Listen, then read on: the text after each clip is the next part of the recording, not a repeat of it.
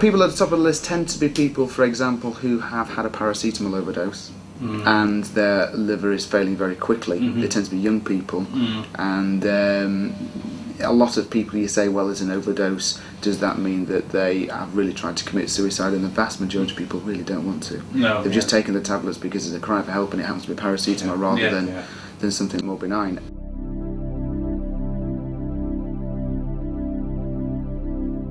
And you know, we are human as well, and you know, all the people involved in transplant, and we have the same feelings. And when we go out to do a donor operation, especially for a child, I mean, it's extremely difficult to do that without, you're going to be the hard as nails to just walk in and just take organs out and walk out and not have any emotion or feel anything for what's happened.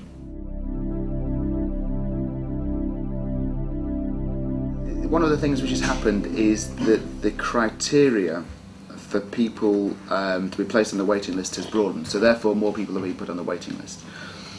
Coupled together with the fact that we've now got a generally older population, so people are now living longer, so therefore their organs are failing, and diabetes, which is one of the major reasons why you have a kidney transplant, is becoming more prevalent in the population as well. So if you add all those things together, as well as the fact that the organ donation rate has remained static, means the gap between organ donation and the need for organs has actually widened.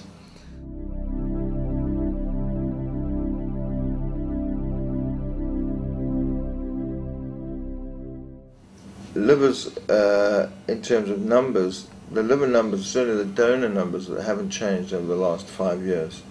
So on average we do about 700 a year in the country.